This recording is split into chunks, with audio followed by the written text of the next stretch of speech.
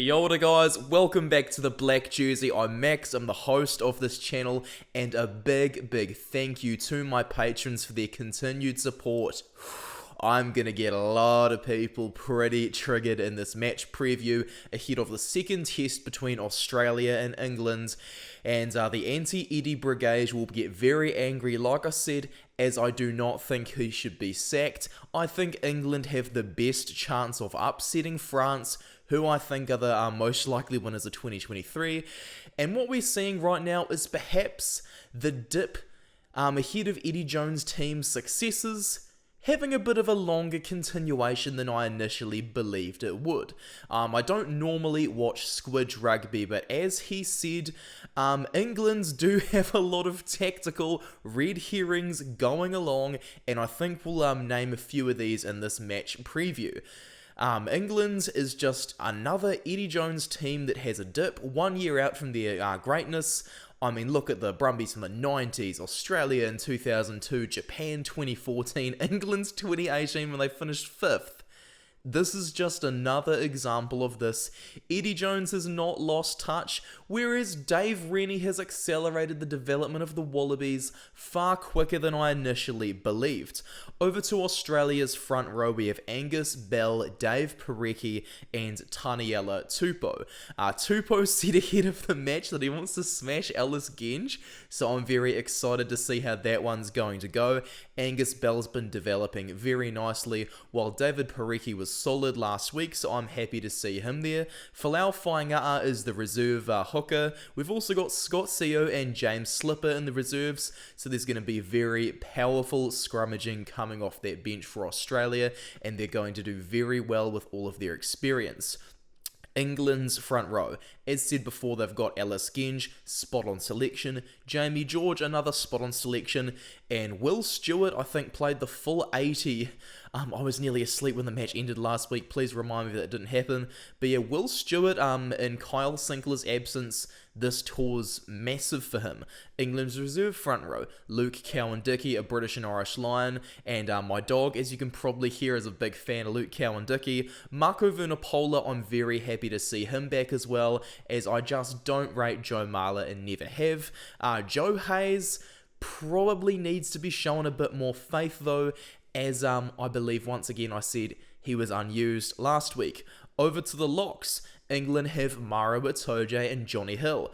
Everyone's pretty angry at Johnny Hill after the hair pulling incident, but I think that they kind of need Johnny Hill for his brutishness compared to Maro Itoje's athleticism, whereas Ollie Chessum is off the bench, and Rugby Analyst will be very happy to see Ollie Chessum in the lineup. Australia also have some very good locks. Matt Phillip was outstanding for the Rebels throughout all of this season, and Caden Neville has defied the odds and had a very good debut, aged 33 last week.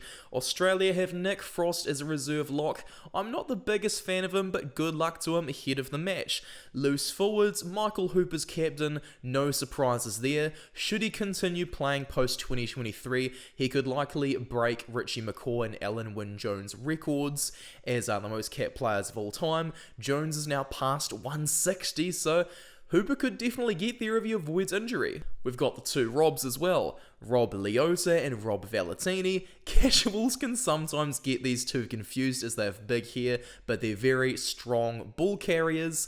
This could potentially be a bit of an issue though. England, on the other hand, have a far more dynamic, loose forward trio. Billy Vunipola will be able to match those two for carrying. I'm not Vunipola's biggest fan at all, but hey, he's got the most minutes on the depth chart, and with Dombrand out and Simmons out, is kind of the only choice for England, whereas they have Sam Underhill, a jackling machine at 7, and Courtney Laws is the captain at 6, so they've got a third lock to jump in their line-out, as Vunipola's a bit on the heavier side. Australia they're gonna have Pete Samu coming off the bench again rather, whereas England off their bench is Lewis Ludlam. Those two players both provided so much impact off their benches. Over to England's backline, they've perhaps got a far smarter backline than Australia's, who is a bit more brawny but not as brainy. Jack van Poortvliet is the number 9, and he looks quite good off the bench last week, so I'm happy to see him coming in as once again, I'm not the biggest fan of Danny Keir either, and I think a lot of Marcus Smith's inability to quite crack the England squad earlier on was thanks to Danny Keir preventing Smith's game management from rising to the surface. So happy to see Smith get a decent 9 to be paired with, whereas Australia, they have Nick, White and Noah Lolesio, a real combination of old and young, which I think is top notch. Australia's wingers, they have Marika Koroi-Betty and they have Tom Wright.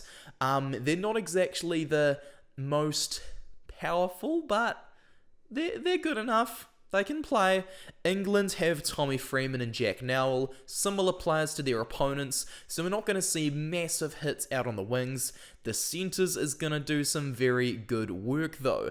Owen Farrell and Guy Porter's distribution will confuse the heck out of Australia, and I think Eddie Jones's numberless backline red herring is perhaps going to be a bit more believable this time, though I've got my fingers crossed that this debut doesn't turn too terrible for Guy Porter.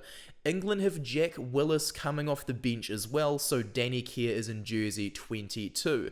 Henry Arundel's also off the bench, so it's just 2 backs. Australia, though, they've gone for Jake Gordon, James O'Connor, and Isaiah Parisi, so they do indeed have a midfield reserve, England, on the other hand, don't. To round things out, Jordan Petaia at fullback, he's a bit more of a basher, and I don't believe he's good enough to be a key decision maker for Australia yet, as I do sometimes have to say. Freddie Stewart, though, at 6'5", is pretty much England's version of Israel Folau and Geordie Barrett, so Freddie Stewart will definitely be able to match Petaia for strength. His kicking game and passing game, though, perhaps could give Petaia a few nightmares.